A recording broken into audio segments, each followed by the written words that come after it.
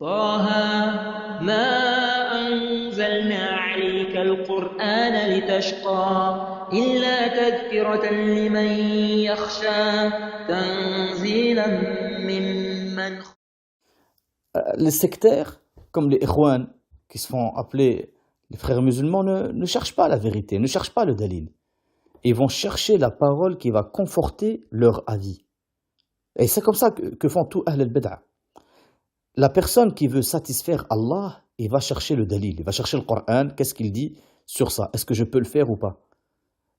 Et le mubtadi' non. Et d'ailleurs les ulama ils disent Ahl al-Haqq yastadillu thumma ya'taqidu. Ahl al-Haqq, il cherche le dalil et par rapport à ce qu'il a trouvé comme preuve du Coran et de la Sunna et de la parole des Sahaba et de la parole des ulama, il cherche le dalil et par rapport à ce dalil, il va construire sa aqidah.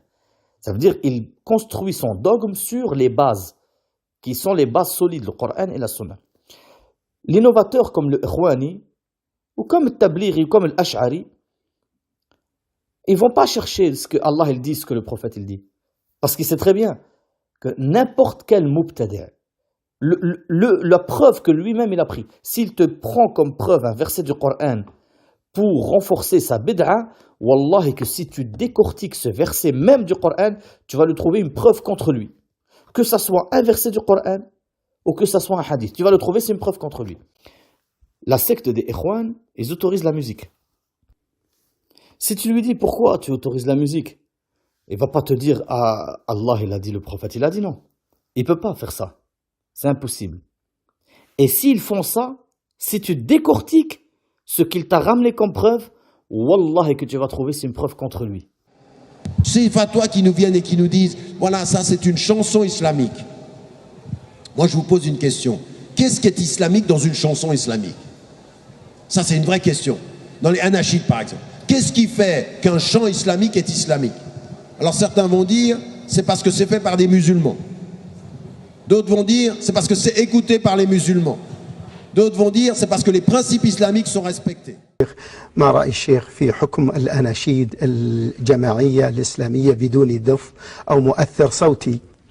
لا نعلم لها أصلا، هذه محدثة، وإذا نسبت إلى الإسلام وقيل الأناشيد الإسلامية هذا معناه أن الإسلام شرعها، وهذا لا أصل له.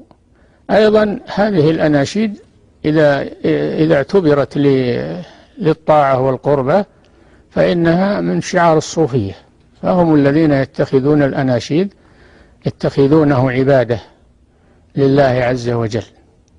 فالحاصل أن المسلم لا يلتفت إليها. نعم إنشاد الشعر النافع والمفيد لا بأس به، إنشاد واحد ما هو جماعة ولا تنغيمات، وإنما هو واحد ينشد الشعر ويستفيد ويستفاد منه، كما كان الشعراء عند الرسول صلى الله عليه وسلم ينشدون أشعارهم والرسول يستمع إليهم عليه الصلاة والسلام. وكذلك وقت العمل والملل من العمل يرتجزون لينشطهم ذلك على العمل، وهذا لا تسمى أناشيد، هذه إنما هي مقطعات تنشطهم على العمل، ولا تكون في صوت واحد منغم ولا فرق إنشادية ولا كل هذا مما أحدث. وإذا إذا لم ينسب إلى الإسلام فهو من اللهو، وإذا نسب إلى الإسلام إذا لم ينسب إلى الإسلام فهو من اللهو، وإذا نسب إلى الإسلام فهو من البدعة. نعم. شيخ، بعض الناس حفظكم الله جعل من هذه الأناشيد ديدنه في سيارته في بيته مع أولاده، يعني جعل وقته كله في لها. لأنها لا أصل لها ولأنها فتنة. سبحان الله. وكان الذي ينبغي له أن يستمع إلى القرآن الكريم المسجل في المصاحف المرتلة والأشرطة، وفيه ما يغنيه ويكفيه ويؤجر عليه. الحمد لله. وكذلك المحاضرات والدروس الدينية، ولا يشغل وقته بالأناشيد التي لا يستفيد منها شيئا. Et d'autres vont sentir, dès qu'il y a un peu d'arabe, dès qu'on dit Allahu Akbar, dès qu'on dit Alhamdulillah, donc on dit Sallallahu alayhi wa sallam, islamique. Parce que le thème est islamique. Mais qui a dit ça? Depuis quand l'art islamique, c'est uniquement de parler de l'islam. Quand je parle de la fraternité humaine, quand je parle de la générosité, quand je parle de l'amour, quand je parle du don, quand je parle de la nature, c'est pas islamique ça? Il faut que je mette islamique pour que ce soit islamique. Ça, c'est l'art des complexés. Des gens qui sont tellement complexés qu'il faut qu'ils qualifient tout. Mais islamique partout. Dis un petit verset par là, mais non. On peut avoir des chants qui parlent à tous et qui ne disent pas islam, mais tout le contenu est en accord avec notre éthique. Ce sont des éléments d'élévation. Vous savez, Cheikh Mohammed El Ghazali, un temps, il était dans son bureau et lui, il avait l'habitude le matin de mettre de la musique classique. La musique classique, et ça l'apaisait. Vous savez, la musique classique, ça élève l'âme plus que d'autres musiques. Et là, il y a quelqu'un qui rentre dans le bureau et dit, toi, Cheikh, tu écoutes de la musique, mais c'est haram. Et il lui dit, mais quelle est ton évidence pour dire c'est haram? Il dit, mais c'est connu. Il dit, écoute, je vais te dire une chose. Un, l'opinion que la musique est haram, c'est une des opinions. Deux, moi, quand j'écoute cette musique classique, moi qui suis ton cheikh, eh bien, ça élève mon âme. Je me sens en paix avec moi-même et avec Dieu. C'est haram, ça? C'est haram? Voilà, vous voyez ce que je veux dire? Tu vas lui dire, attends, Allah il a dit وَمِنَ النَّاسِ مَنْ يَشْتَرِي لَهْوَ الْحَدِيثِ لِيُضِلَّ عَنْ سَبِيلِ اللَّهِ بِغَيْرِ عِلْمٍ وَيَتَّخِذَهَا هُزُوًا أُولَئِكَ لَهُمْ عَذَابٌ مُهِينٌ. En français, et parmi les hommes, il est qui, dénué de science, achète de plaisants discours pour égarer hors du chemin d'Allah et pour le prendre en raillerie. Ceux-là subiront un châtiment avilissant. أعوذ بالله من الشيطان الرجيم بسم الله الرحمن الرحيم ومن الناس من يشتري لهو الحديث ليضل عن سبيل الله بغير علم ويتخذها هزوا أولئك لهم عذاب مهين وإذا تتلى عليه آياتنا ولى مستكبرا كأن لم يسمعها كأن في أذنيه وقرا فبشره بعذاب أليم. On va lui dire, mon frère, les sahaba, ils ont entendu ce verset, ils ont dit, Wallahi huwa al-ghina. C'est la musique, c'est la musique. Wa Nabi Muhammad sallallahu alayhi wa sallam. Et un Nabi, il te dit, va venir des gens de ma communauté, yuhilluna al-hirr wal-harir wal-khamr wal-ma'azif. Ils vont autoriser la soie, l'alcool et la musique. Ça veut dire que c'est interdit, puisqu'il y a des gens de la communauté qui vont s'égarer au point de les rendre autorisés. Ou alors au point de les faire comme si c'était autorisé, d'après l'explication de certains ulama. Il va te dire, oui, mais attends. Le prophète, sallallahu alayhi wa sallam, une fois, il y avait une femme qui a chanté devant lui et il lui a rien dit. Il lui a dit, ouais, laisse-la car c'est un jour de Eid. Tu vois comment ils font? C'est-à-dire qu'il te prend des petites choses qui prouvent justement contre eux que c'est haram la musique. Parce que le prophète, il a dit, laisse-le, c'est le jour de Eid.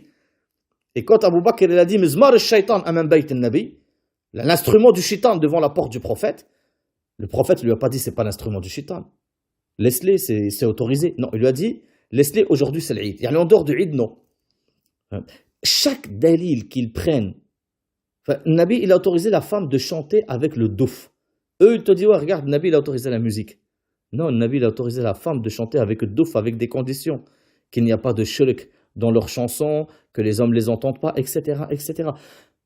Soit ils vont prendre un dalil qui est contre eux en réalité. Il suffit que tu cherches un tout petit peu, tu vas trouver que n'importe quel dalil, qu'un ikhwani, ou n'importe quelle personne de Ahl al-Bid'a, il prend, tu vas le trouver contre lui.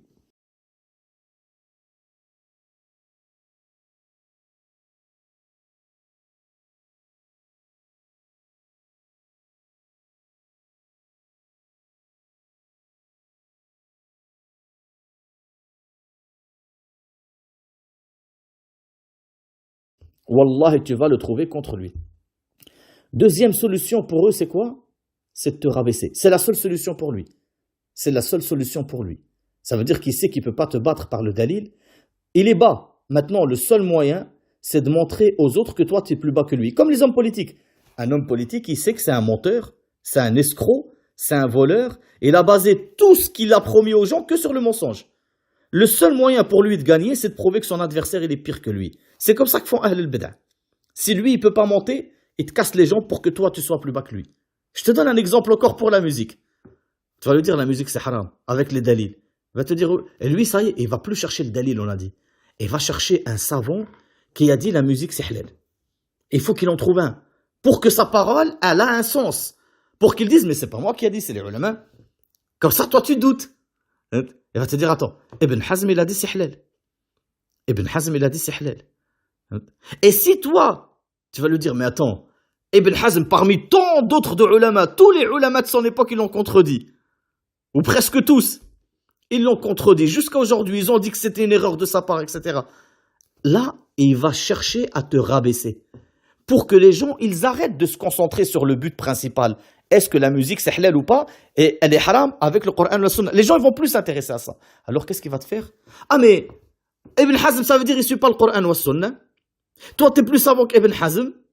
Tu respectes pas Ibn Hazm. Ah, les gens, là, ils aiment bien, la plupart des gens, ils aiment bien les fitna. Tu vois, quand tu parles aux gens, Qala Allah, Qala Rasoul, etc., et là, ils sont à moitié en train de s'endormir. Mais dès que tu commences la fitna, les gens, ils se réveillent. Ah, il l'a critiqué, il l'a insulté. Ah, qu'est-ce qu'il raconte? Ah, qu'est-ce qu'il va lui répondre? Il a réussi à détourner. Parce qu'en fait, lui, c'est plus la satisfaction d'Allah qu'il cherche maintenant. Ce qu'il cherche maintenant, c'est d'en sortir vainqueur. C'est plus la satisfaction d'Allah. Maintenant, ce qu'il cherche, c'est qu'il s'en sort, lui, vainqueur, qu'il n'en sort pas humilié. Et le pire, c'est qu'il veut t'humilier toi avec le dalil. C'est son seul moyen maintenant. Il n'a pas réussi à te battre avec le dalil. Donc maintenant, le seul moyen, c'est de t'humilier, de faire croire aux gens que tu es quelqu'un qui critique les ulama, qui n'accepte pas les divergences, etc. Wallah al-azim, un des frères comme ça, qu'Allah le guide, m'avait fait le même coup. Pourquoi tu dis c'est haram la musique? Ibn Hazm, il a dit, j'ai mon frère, tu as une sœur? Oui, je vais faire une muqabla avec elle. Il m'a dit pourquoi? Parce que Ibn Hazm, il a dit pour une muqabla, la femme, quand tu veux te marier avec elle, tu as le droit de la voir nue. Mais il m'a dit, taqillah, t'es fou quoi? Tu parles de ma sœur, tu me dis que tu veux voir ma sœur nue? Je dis, Ibn Hazm, il a dit mon frère. Eh non, ça c'est une erreur de Ibn Hazm. Subhanallah, subhanallah. Avec quoi tu as jugé que ça c'est une erreur de Ibn Hazm et que ça c'est pas une erreur? Tu peux me dire s'il te plaît? Ben, en fait c'est simple, avec ton ignorance. Parce que ça t'arrange et ça t'arrange pas. Tout simplement. Avec ta passion tu as jugé. Tu vas pas juger avec le Coran ou le Sunna. D'accord? Et c'est ça la différence entre Ahl Sunna et Ahl al-Bid'ah. C'est que Ahl Sunna, il ne cherche pas à élever son statut, à élever que sa parole soit la plus haute. Ahl Sunna, il cherche à s'élever auprès d'Allah. Il cherche à connaître qu'est-ce qui va satisfaire Allah pour qu'il puisse le faire pour se rapprocher encore plus d'Allah. As-Sunni, il cherche à ce que la parole d'Allah soit la plus haute. Il cherche à faire connaître la parole d'Allah. Al-Mubtadi' comme le Ikhwani, il cherche à ce que sa parole à lui elle soit la plus haute. À ce que son statut à lui soit le plus haut.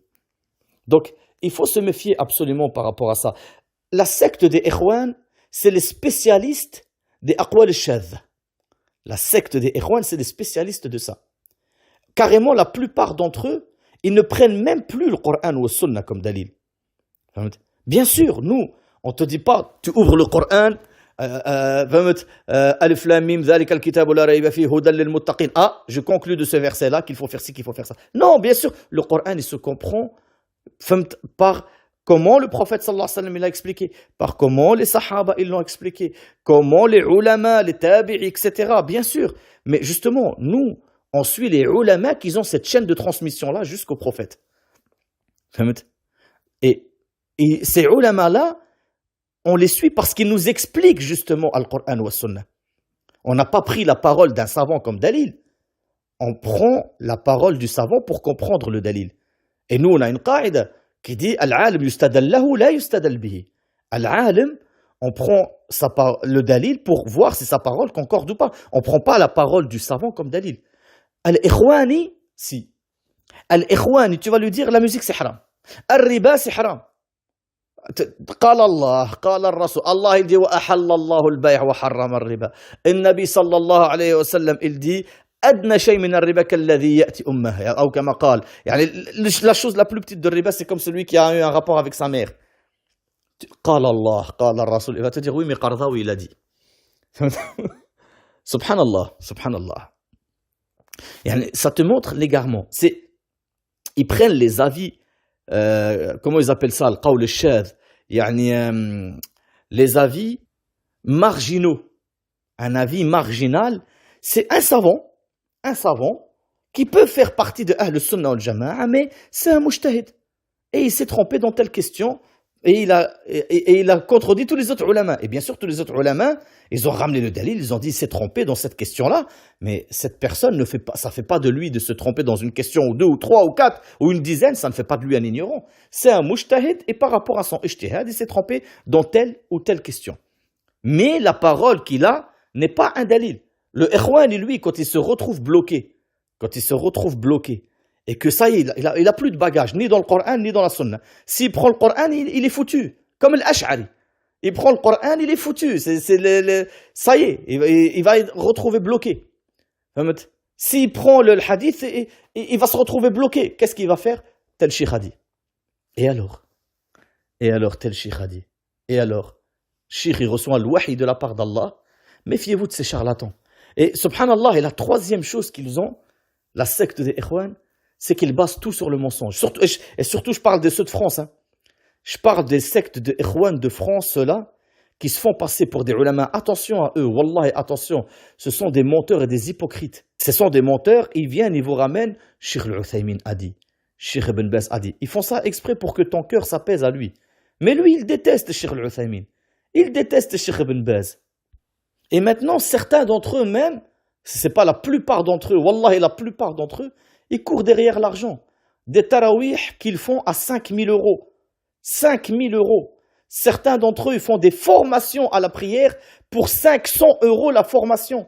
Certains d'entre eux se sont improvisés conseillers matrimonial, la séance à 280 euros. Certains d'entre eux se sont autoproclamés traduiseurs de rêves à 90 euros la séance. Ce sont des gens qui étaient au chômage ou au RSA, ils gagnaient rien. Du jour au lendemain, ils se retrouvent avec une villa à Dubaï, un restaurant aux Émirats, des choses comme ça. Ils viennent, ils vous mettent des cours, de la musique derrière, ils vous parlent d'une voix douce, etc. Les frères, les sœurs, etc. Avec un chanteur derrière qui embellit la voix, etc.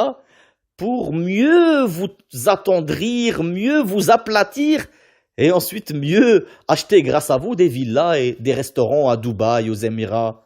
Et justement, Allah ne dit pas qu'ils sont morts. Parce que la mort, c'est qu'un mot en fait. Utiliser ces mots, c'est avoir aussi une vision matérialiste de la vie. Et c'est pour ça que je dis en vérité, les morts sont pas dans leur tombe. Donc viens pas devant ma tombe pleurer. Viens pas devant ma tombe me parler. Parce qu'en vérité, on peut contacter des morts de n'importe où sur Terre. Tout comme Allah n'est pas dans un endroit. T'as pas besoin d'aller à tel endroit pour contacter et communiquer avec Dieu. Donc c'est ça, mais c'est un sujet si passionnant qui change tout, parce qu'en fait, le plus important dans ce sujet, tu sais, c'est quoi? Et je trouve que nous, les musulmans, on n'a pas ça. Parce que justement, on a aussi été un peu élevés avec un discours religieux, en fait. Plus religieux que spirituel. Moi, je trouve qu'on n'a pas ça. Après, peut-être vous me direz ce que vous en pensez, mais je trouve que les musulmans ont vachement peur de la mort. Et oui, c'est comme ça. Ils courent derrière l'argent et la réputation. Mais il faut qu'ils sachent une chose.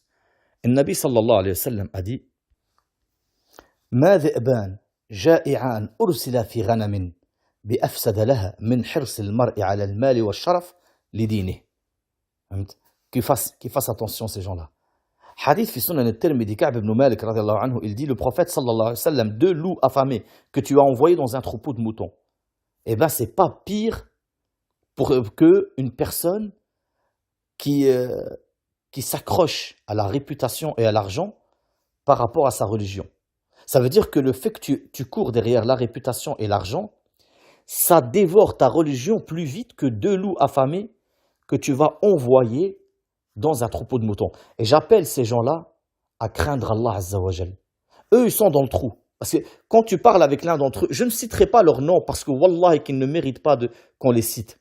Ils ne méritent pas qu'on les cite. Mais malheureusement, quand on voit que 500 000 personnes, 300 000 personnes les suivent, quand tu vois un charlatan dire « je préfère que tu me donnes l'argent et que tu ne pries pas, mieux que tu viens salir ma mosquée 5 fois par jour et tu donnes pas l'argent. C'est-à-dire, déjà la prière, regarde comment il appelle ça. Il appelle ça salir sa moquette 5 fois par jour. Quand tu viens faire la prière, tu salis sa moquette. C'est-à-dire que là, il est en train de te dire, ce charlatan que je ne citerai pas le nom, et qui a plus de 300 000 abonnés, c'est incroyable, hein. Il te dit que le kafir riche qui lui donne l'argent, il est mieux que le pauvre musulman. C'est-à-dire que Abu Dharr, radiyallahu anhu ardah, il dit Amarani Khalili, yani an Nabi sallallahu alayhi wa sallam, Amarani Khalili sallallahu alayhi wa sallam bi sab'. Le prophète m'a ordonné cette chose. Amarani bi hubbil masakin wa ad-dunuwi minhum. Il m'a ordonné de aimer les pauvres et de me rapprocher d'eux. Ça veut dire que, tu vois, ce ikhwani, charlatan qui te dit les masakines, les pauvres, venez pas salir ma mosquée 5 fois par jour. Par contre, les riches kafirs, venez. Je vous aime mieux. Je vous aime plus. Abu Dharr, il dit Amarani, Nabi Muhammad sallallahu alayhi wa sallam, Khalili, bihubb al-masakin wa ad-dunuwi minhum. Il m'a ordonné de aimer les masakines et de me rapprocher d'eux. وأمرني أن أنظر إلى من هو دوني ولا أنظر إلى من هو فوقي. يعني في الدنيا, par rapport à dunya. Din, tu fais le contraire. Il m'a ordonné, fait dunya, tout ce qui est de dunya, de regarder ceux qui sont en dessous de moi. De ne pas regarder ceux qui sont en haut de moi. Pas regarder. Jusqu'à la fin du hadith. Jusqu'à la fin du hadith. Donc, quand tu compares ce que cette personne dit, viens pas salir le mesquin qui n'a pas d'argent, le musulman qui n'a pas d'argent. Je préfère un riche qui ne fait pas la prière, mieux qu'un pauvre mesquin musulman qui vient salir ma moquette 5 fois par jour et qui ne donne pas d'argent. De plus, il faut comprendre une chose. Ce que vous voyez là, de la secte des Ikhwan en France, ils vous disent, tu as étudié où? On a étudié auprès des ulama. Va chercher vers qui il a étudié, tu vas voir. Soit, wallah, il n'a étudié auprès de personne, soit il a étudié auprès de Ahl al-Bid'ah, les gens de l'innovation. Des soufis, des qoubour et des adorateurs de tombes, des... Wala hawla wala quwwata illa billah. Par conséquent, méfiez-vous. Déjà, quand il vient et qu'il te met la musique derrière, le chanteur derrière, etc. Subhanallah, as-tu vu des ulama faire ça? As-tu vu des ulama faire ça? Méfiez-vous d'eux. Méfiez-vous d'eux. Sachez qu'il y a un principe qui dit que cette science est une religion. Et on doit regarder de qui on prend notre religion. Qu'Allah nous épargne d'être parmi Ahl al-Bid'ah, ou de faire des bid'ah, ou d'appeler à des bid'ah, et qu'Allah nous épargne le mal de Ahl al-Bid'ah. Subhanakallahumma wa bihamdik, ashhadu an la ilaha illa ant, astaghfiruka wa atubu ilayk.